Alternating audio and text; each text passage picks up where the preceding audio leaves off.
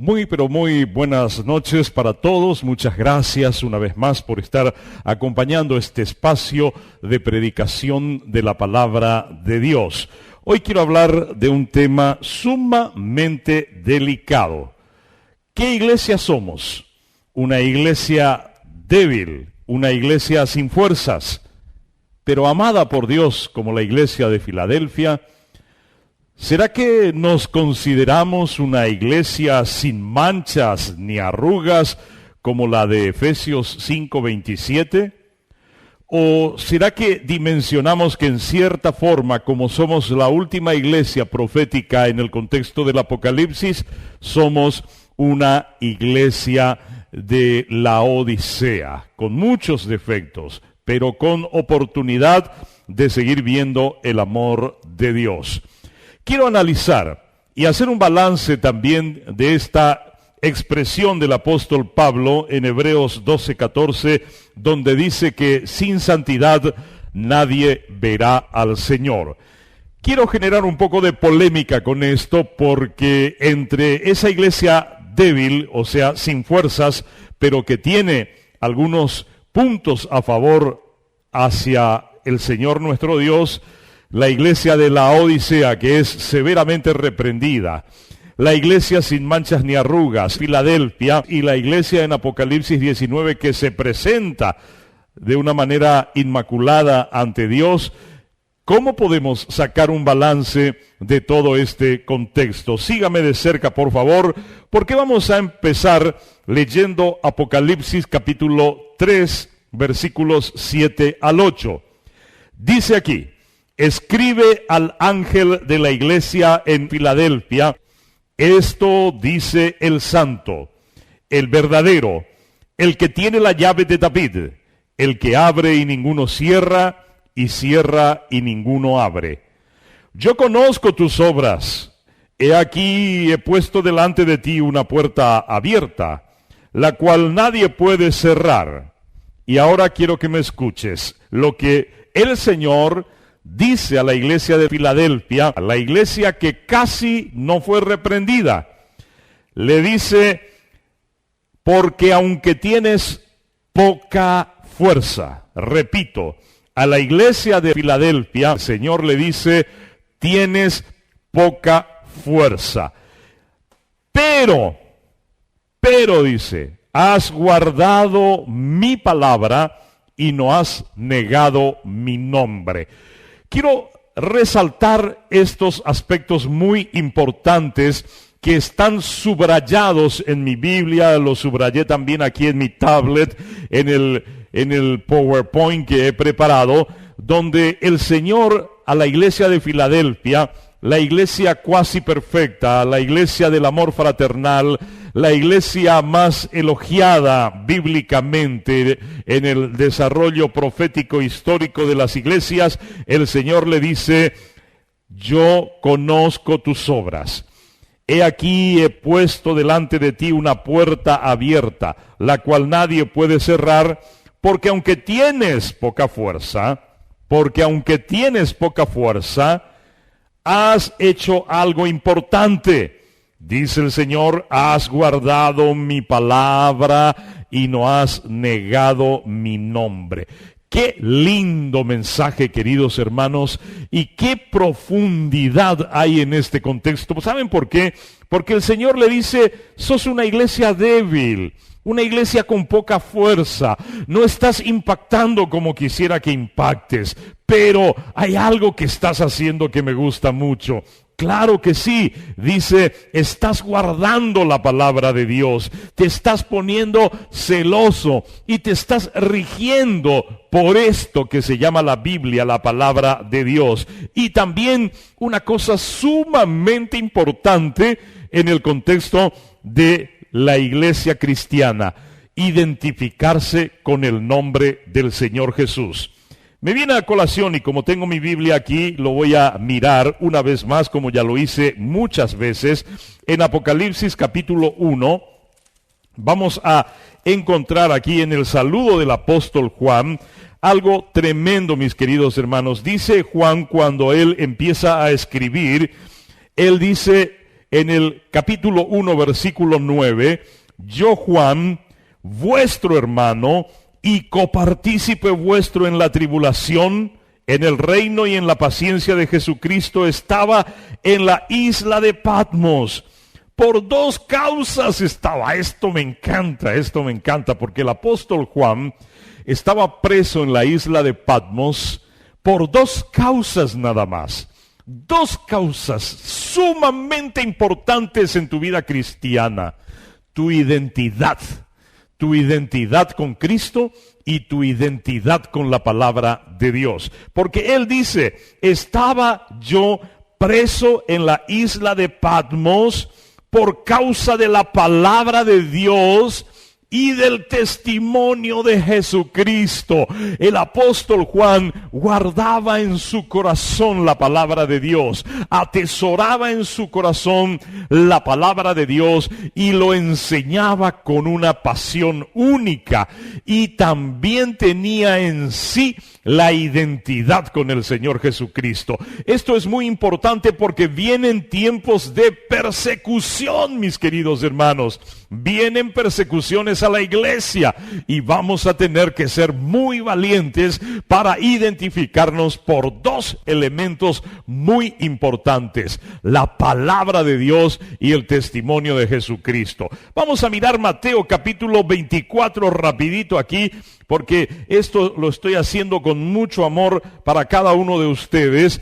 Y dice aquí en Mateo capítulo 24, cuando el Señor empieza a hablar de las señales del fin, dice en Mateo 24:9 que cuando empiece a haber principio de dolores, nos van a entregar a tribulación, es decir, nos van a perseguir. Y mira lo que dice el Señor Jesús: os matarán y seréis aborrecidos de todas las gentes por causa de mi nombre. Ahora mismo estamos a punto de ingresar a una etapa de la historia humana donde los que están con esta cosa por aquí y los que estamos sin esa cosa por aquí, vamos a polarizarnos. El mundo va a ser un mundo entre los inoculados y los no inoculados. Y los inoculados van a empezar a mirar con malos ojos a medida que se agrave la situación sanitaria. Van a empezar a mirar porque los medios de comunicación dan el lineamiento del pensamiento humano, haciendo ver a la gente que los que no se ponen son los culpables de las variantes que van a ir viniendo a nivel mundial. Y nosotros les vamos a decir, pero mi fe está en Jesús, mi confianza está en Jesús, es a Él a quien yo pertenezco, es en Él a quien yo confío. Yo no necesito, porque estoy guardado por la sangre de Jesús, y sea cual fuese la situación por la que tenga que atravesar, no tengo miedo.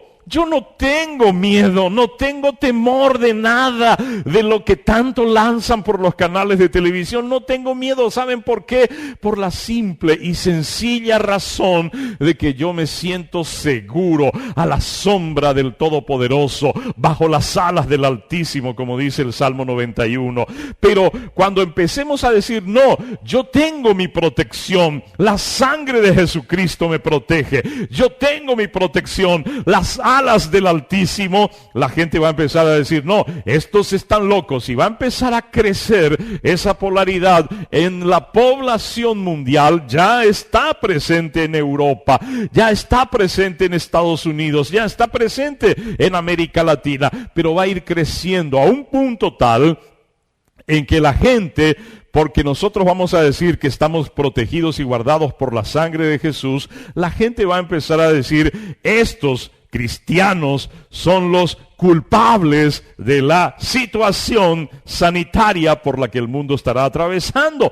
Y entonces empezarán, y Jesús dice, por causa de que invocaron mi nombre y dijeron, no, yo confío en la sangre de Jesús, por causa de eso os matarán y seréis aborrecidos de todas las gentes por causa de mi nombre. A la iglesia de Filadelfia, en Apocalipsis capítulo 3, versículo 8, el Señor le dice, yo conozco tus obras, sé que estás débil, estás perseguido, estás bajo angustia. Esta situación por la que el mundo atravesó, el cierre completo que hubo en todos los órdenes y principalmente en la iglesia, ha debilitado muchísimo al pueblo del Señor. Por eso yo quiero desafiarte ahora y quiero decirte, no dejes de congregarte, porque justamente la Biblia nos dice, no dejen de congregarse como muchos lo tienen por costumbre, mucho menos ahora que todas estas cosas están pasando en el mundo. Así que no dejes de congregarte. Pero miles, millones de cristianos dejaron de congregarse en este tiempo de encierros y cosas por el estilo, y la iglesia está muy debilitada. Debilitada en el sentido de poder impactar, debilitada en muchos aspectos. Y el Señor dice, no importa, yo no me estoy fijando en esa aparente debilidad que tienes, sino que me estoy fijando en las iglesias que están guardando mi palabra y no están negando mi nombre. Así que yo como iglesia, el objetivo nuestro de esta pequeña iglesia donde estamos aquí algunas familias reunidas, este centro cristiano Alfa y Omega, el centro de todo lo que hacemos y decimos es justamente anunciar a Jesucristo. Nuestra pasión es hablar de Jesús a la gente y hablar de la palabra de Dios, centrarnos en la Biblia, nada más que en la Biblia, y hablar desde aquí de la profundidad del amor de Dios para salvación y vida eterna. Ahora, quiero avanzar un poquito en Apocalipsis 3, 10 y 11.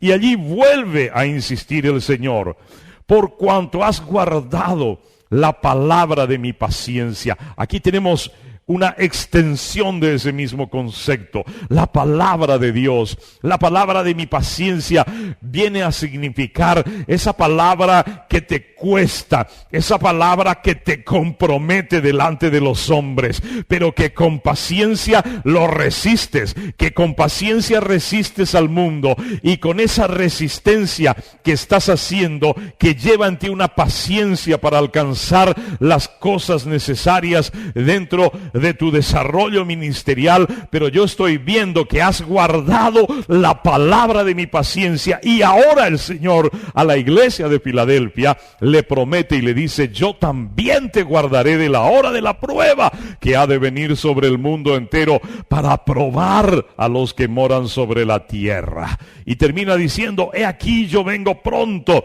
retén lo que tienes para que ninguno tome tu corona. Es una insistencia.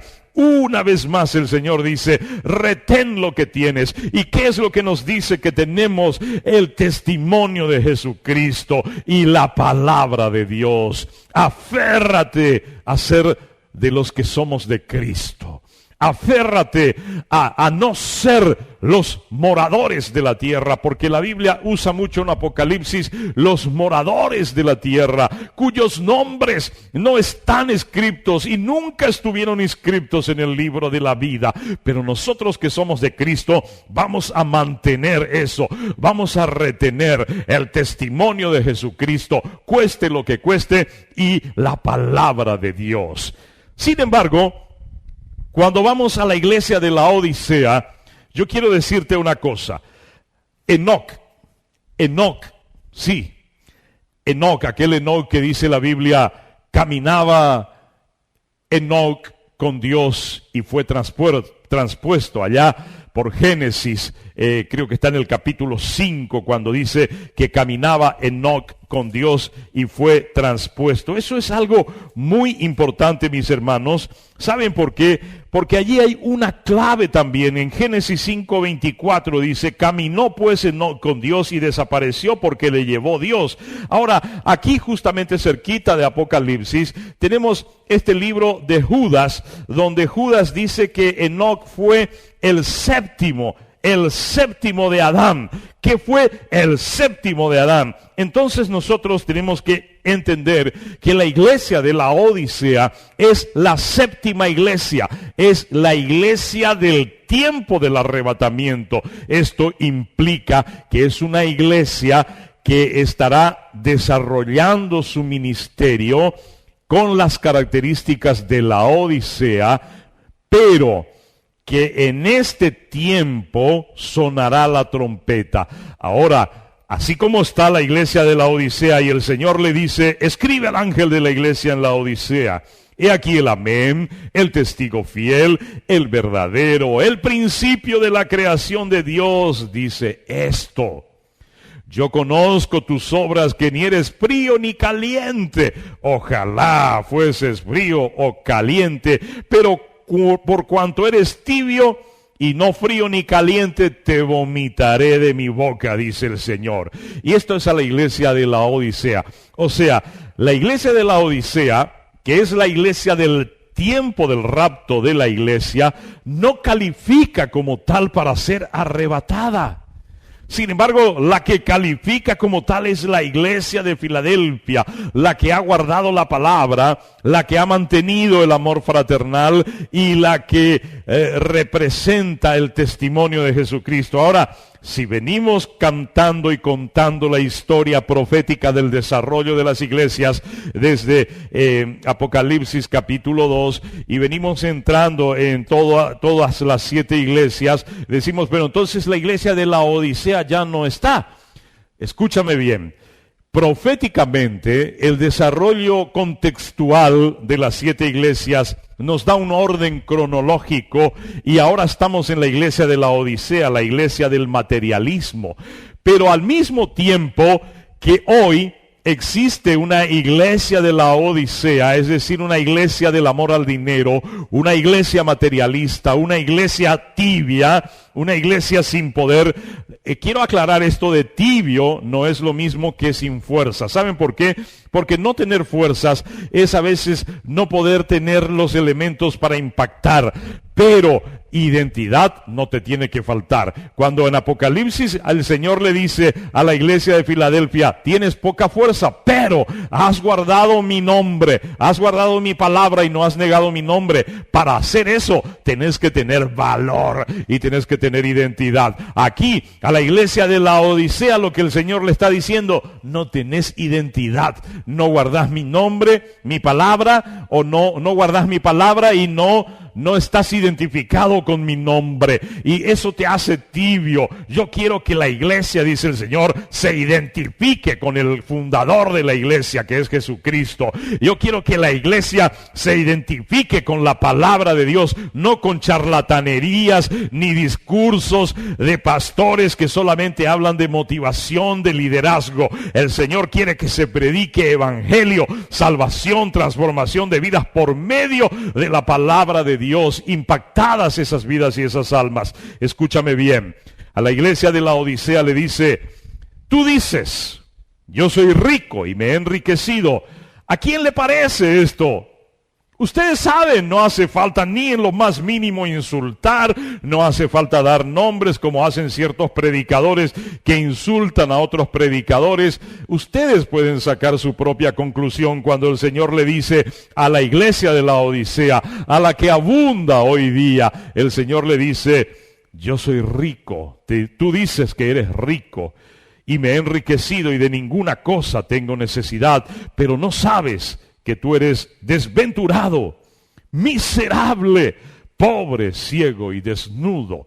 Estaba diciendo hace un momento que a pesar de que estas iglesias representan un periodo profético histórico, también en toda la historia coexistieron entre sí.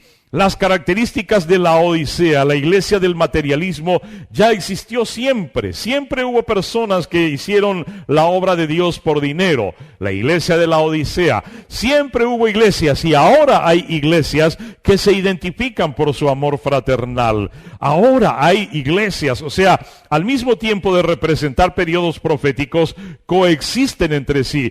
Y a los que están identificados con las características de la iglesia de Filadelfia, Filadelfia, a las que tienen el testimonio de Jesucristo y la palabra de Dios, a esa iglesia es la que el Señor va a llevar, porque es a la iglesia que le promete sin dudas algunas diciendo: por cuanto has guardado mi nombre, por cuanto has guardado la palabra de mi paciencia, yo te sacaré de la hora de la prueba que viene al mundo. Y luego ya en la iglesia de Laodicea nuevamente, y a mí me asusta, pero al mismo tiempo me gusta, cuando dice: tú dices, Laodicea, yo soy rico. Ustedes saben perfectamente que hay muchos líderes que se identifican con las riquezas materiales en el contexto de la predicación del Evangelio. Y dicen: me he enriquecido y de ninguna cosa tengo necesidad. Tienen yates, tienen aviones, tienen megatemplos, tienen mansiones. Dicen: no tenemos necesidad. Pero el Señor le dice: tú no sabes que eres desventurado, miserable, pobre, ciego y desnudo. Por tanto, yo te aconsejo que de mí compres oro refinado en fuego para que seas rico, y vestiduras blancas para vestirte, y que no se descubra la vergüenza de tu desnudez, y unge tus ojos con colirio para que veas. Si tú logras vencer el contexto de la iglesia materialista, el Señor dice: yo reprendo y castigo a todos los que amo.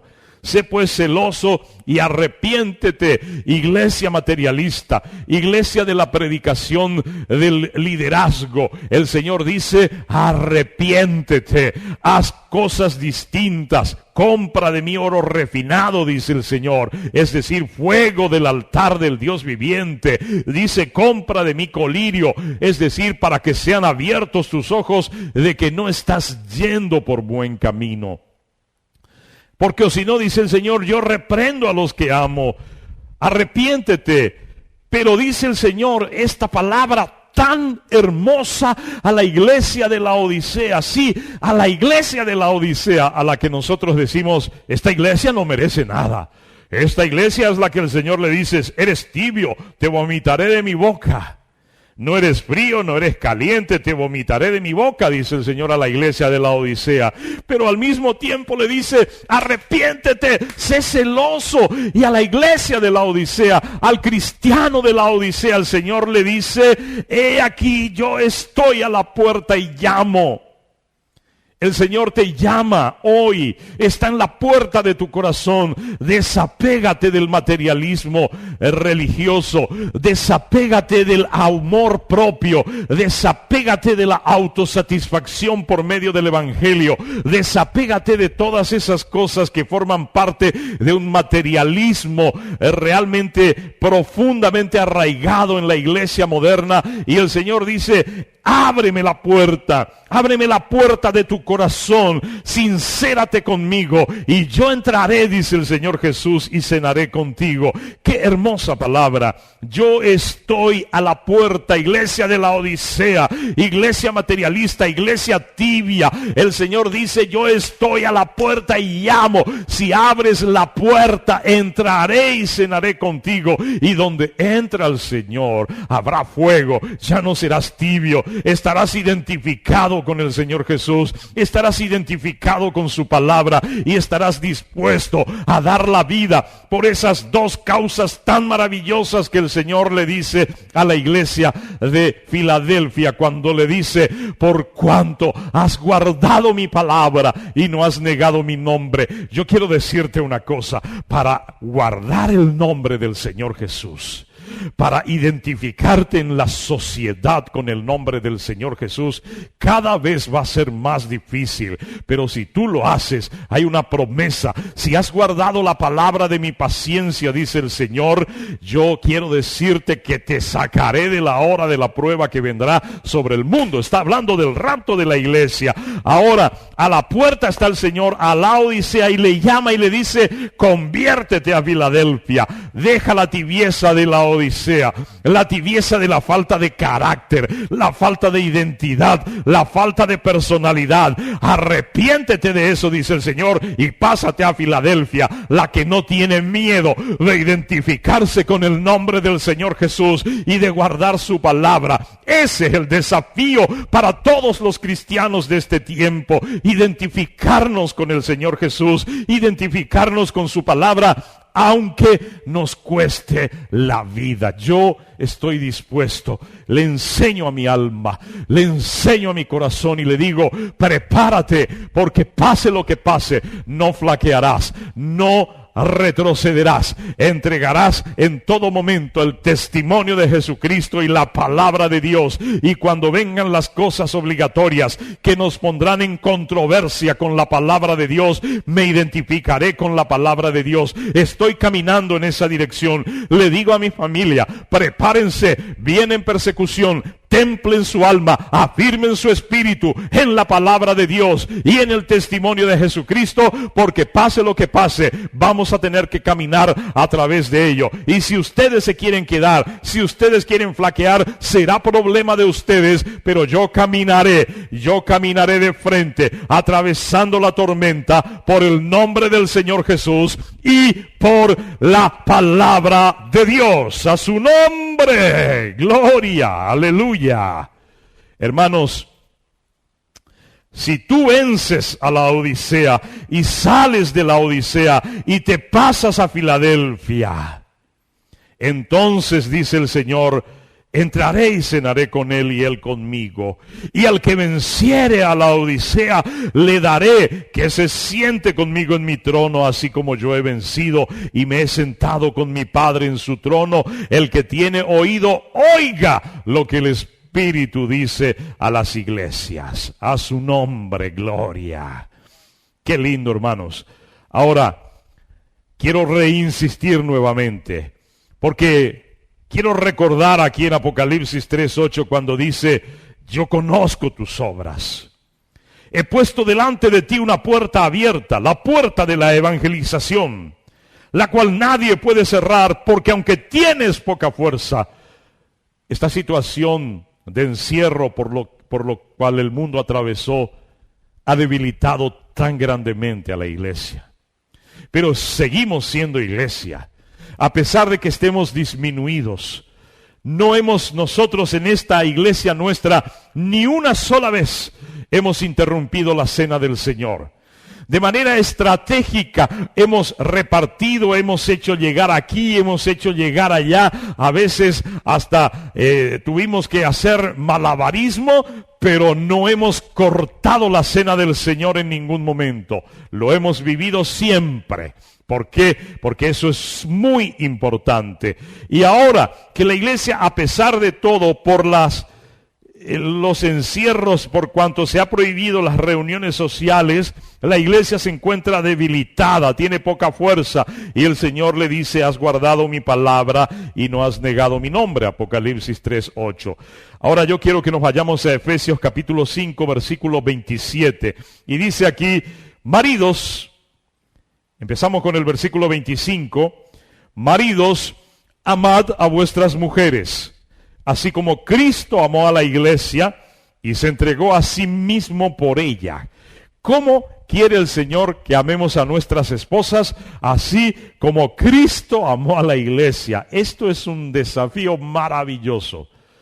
Amo profundamente a mi esposa y Dios lo sabe. Siempre le digo, cada mañana lo primero que hago es decirle: Señor, cómo te amo, Señor, y cuánto amo a mi esposa. La amo con todo mi corazón. Tenemos una hermosa relación de pareja, porque el Señor Jesús es el centro de nuestra vida.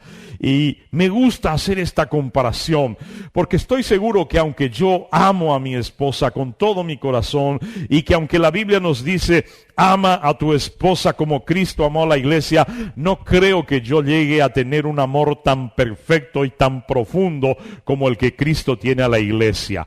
Pero ese no es el punto hoy. Otro día voy a hablar de matrimonio. Dice que Cristo se entregó a sí mismo por la iglesia para santificarla, habiéndola purificado por el lavamiento del agua por la palabra. Y aquí viene el centro de todo. A fin de presentársela a sí mismo, una iglesia gloriosa, que no tuviese mancha ni arruga ni cosa semejante, sino que fuese santa y sin mancha. Y aquí empieza el problema. Es aquí donde quería llegar para empezar el problema y generar un poquito de polémica. ¿Saben por qué? ¿Saben por qué? Porque es muy común escuchar a ciertos pastores, a ciertos líderes o a miembros de iglesias jactarse literalmente y decir: yo tengo una iglesia sin manchas ni arrugas. Y yo aprieto la cabeza y digo: por favor, Señor, ten misericordia. Yo soy pastor y tengo una iglesia. Amamos al Señor con todo nuestro corazón, guardamos la palabra, tenemos el testimonio de Jesucristo, esperamos la segunda venida de Cristo, tratamos de ser lo mejor posible, tratamos de vivir en santidad, y estoy seguro que cada uno de nosotros así lo hace. Pero el Señor Jesús dice que el justo peca 70 veces al día. Y yo te aseguro que una persona que cree que no pecó en el día, pecó 70 veces, dice el Señor. Pero usted dirá: yo no cometí adulterio. Es que usted dirá: yo no mentí, yo no robé, yo no maté. Sí, está muy bien, está correcto, pero por alguna razón el Señor dice que 70 veces al día peca el justo.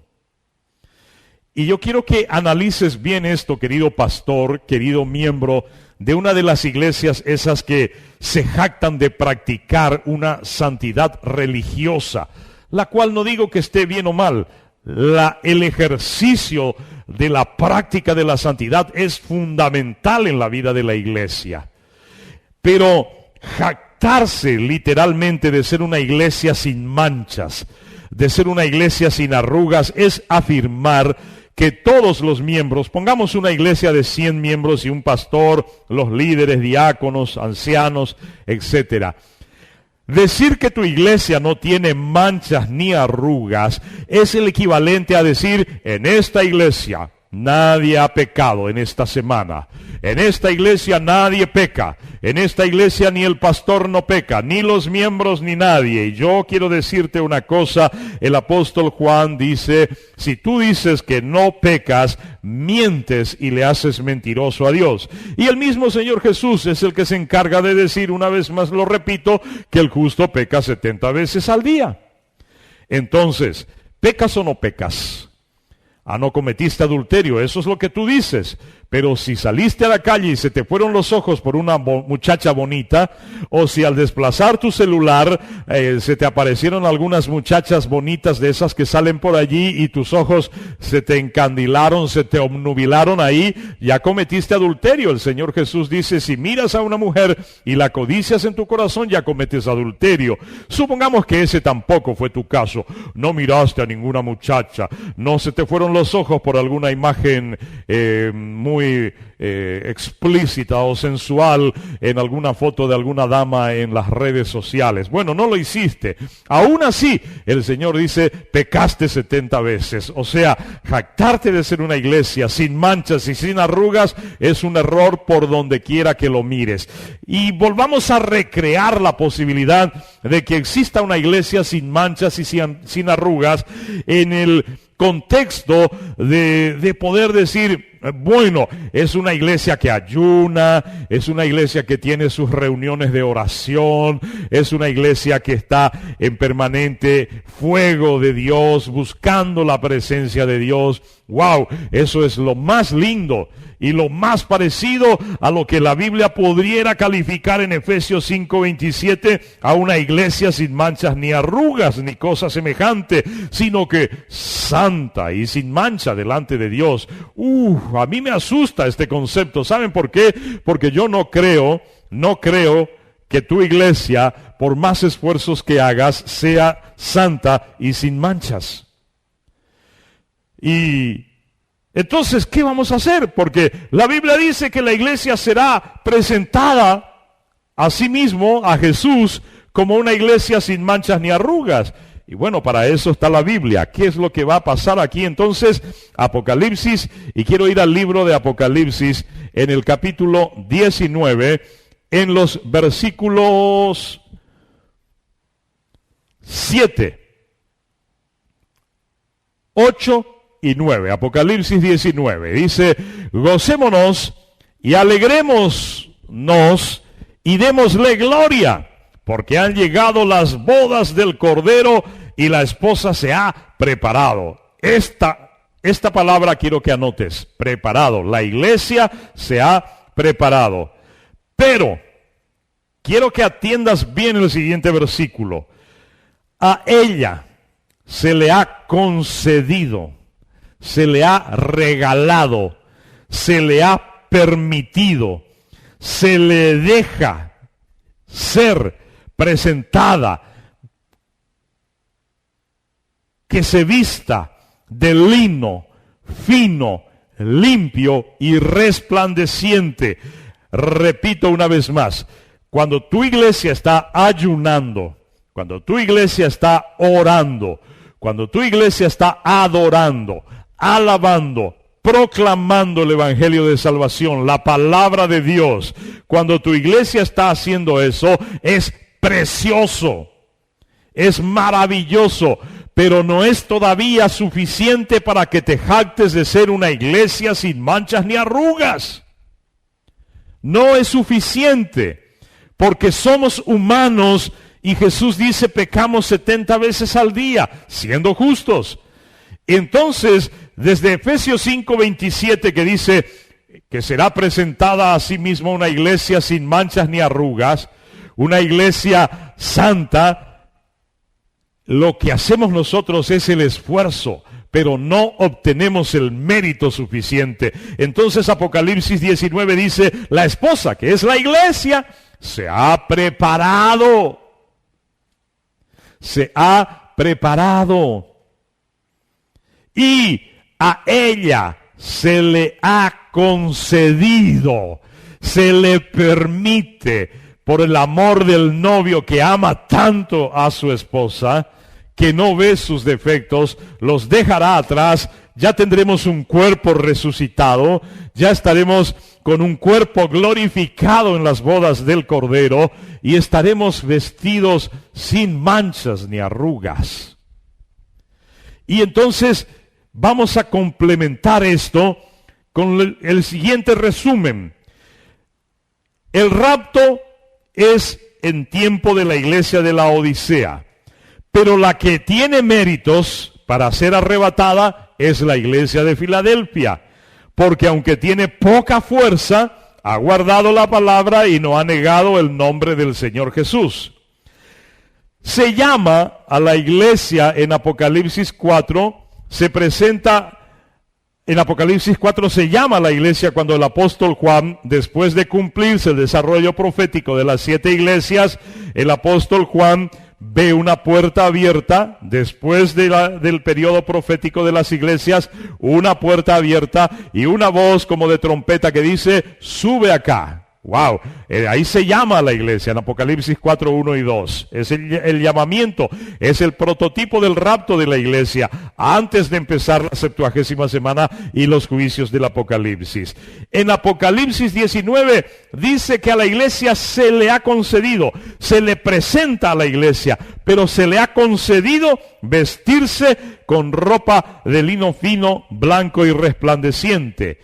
Y entonces, por la misericordia de Dios, es presentada sin manchas ni arrugas. El Señor es la que presenta a sí mismo, delante de sí mismo, a una iglesia restaurada, rescatada, limpiada por su sangre, comprada por su sangre, y encontramos allí una iglesia sin manchas ni arrugas, pero allá, delante del trono del Dios viviente, no acá. Y quiero ir con una palabra más justamente acá, que es muy interesante también, en Hebreos capítulo 12, cuando dice, seguid la paz con todos y la santidad sin la cual nadie verá al Señor. Y este es otro gran conflicto. Hay gente, a mí me preocupa cuando escucho a ciertos hermanos decir que ellos verán al Señor porque viven en santidad. Yo te pregunto, por si acaso has considerado evaluar tu santidad. Sí, yo sé que ayunaste, sé que oraste mucho, que leíste la palabra, que asististe a la iglesia, sé que estás en regla, ordenado delante de Dios y con el testimonio de Jesucristo. Está muy bien, pero yo te pregunto, tu práctica humana con esfuerzo, impulso espiritual de parte del Espíritu Santo, te hace merecedor de una santidad que pueda transportarte a ver al Señor.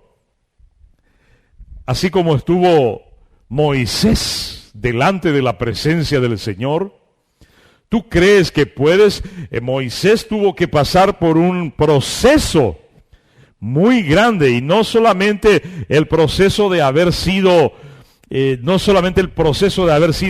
preparado por Dios durante todos esos años, sino que se habla inclusive de que genéticamente tuvo que experimentar modificaciones Moisés porque estuvo en la presencia del Señor. Y el Señor mismo dice, nadie puede ver a Dios sin que muera, la Biblia lo dice. Entonces yo quiero preguntarte si hoy tu cuerpo, tu alma, tu espíritu podría resistir 1 trillón de gigavoltios, por así decirlo, de la santidad de Dios. Nuestro cuerpo, al cual el apóstol Pablo le llama el cuerpo de pecado, el cuerpo de muerte, y que si tú mueres y te liberas de este cuerpo, ya tu alma y tu espíritu adquirieron suficiente santidad para ver al Señor.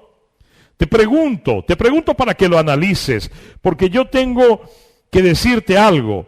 La santidad nuestra, por más que la practiquemos, no será suficiente para llegar a ver a Dios. Entonces, ¿de qué está hablando aquí Hebreos? Hebreos nos está diciendo que si nosotros queremos ver a Dios, tenemos que haber reconocido nuestra naturaleza pecaminosa, tenemos que entender cada día, no que somos santos, hacemos el esfuerzo, pero lo que cada día tenemos que hacer es reconocernos pecadores. Así como Pablo decía, ay, termino haciendo el mal que no quiero en lugar del bien que quiero. Y él mismo se enoja y dice, ¿quién me librará de este cuerpo de muerte? Es Pablo, no soy yo. Entonces Pablo se sentía pecador, el gran siervo de Dios, el escritor de estas maravillosas cartas apostólicas, este tremendo varón. Él decía, ay de mí que soy el más vil de los pecadores.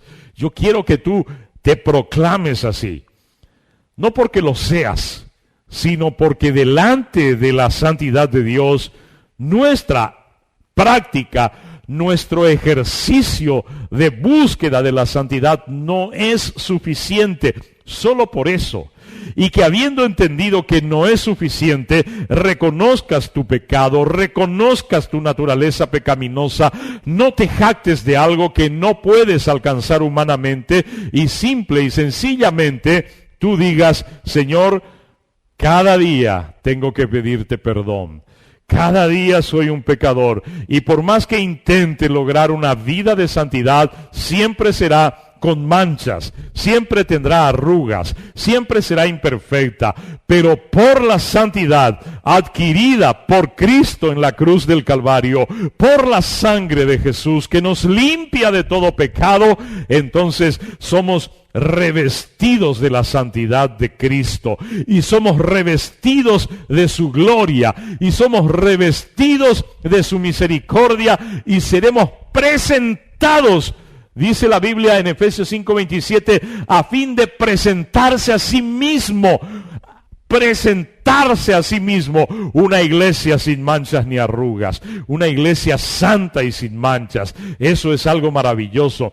Yo no me jacto de haber alcanzado ese mérito tan grande, pero estoy absolutamente seguro que cuando yo muera o cuando sea arrebatado, mi cuerpo resucitado será revestido de la santidad del cuerpo glorificado de Cristo, y entonces haré méritos para tener la santidad sin la cual nadie verá al Señor. No por mi propia santidad, la cual intento vivirla, pero no creo suficiente. Pero revestido de la santidad de Cristo, seré presentado con un pueblo, con una iglesia sin manchas ni arrugas delante del Señor. Qué tremendo, hermanos. Yo quiero pedirte que tú recibas a Jesús en tu corazón. Quiero que repitas conmigo una sencillísima oración diciéndole: Señor Jesús, repite conmigo allí donde estás. Señor Jesús, reconozco que soy pecador y te pido perdón. Señor Jesús, reconozco que soy pecador y que necesito de tu sangre preciosa para limpiarme. Anota mi nombre en el libro de la vida, Jesús. Dame tu salvación que vivifica. Revísteme de tu santidad cuando muera. Por la obra que hiciste en la cruz, lávame con tu sangre. Dame salvación y vida eterna. Gracias, Jesús. Amén y amén. Si lo has hecho de corazón, has invitado a Jesús, el autor y consumador de la fe, que viene a ti, a tu corazón, para que tú puedas empezar una vida de sabiduría, justificación, santificación y redención. En la santificación es un proceso que durará toda tu vida, y en la redención serás presentado al novio como una iglesia sin manchas, sin arrugas, y una iglesia santa, triunfante, vencedora, y serás además presentado con la santidad, revestido de la santidad de Cristo, que te hará digno de poder ver al Padre Celestial. Que Dios te bendiga rica, poderosa y abundancísimamente en el nombre de Jesús. Código Apocalipsis, el poder de la revelación.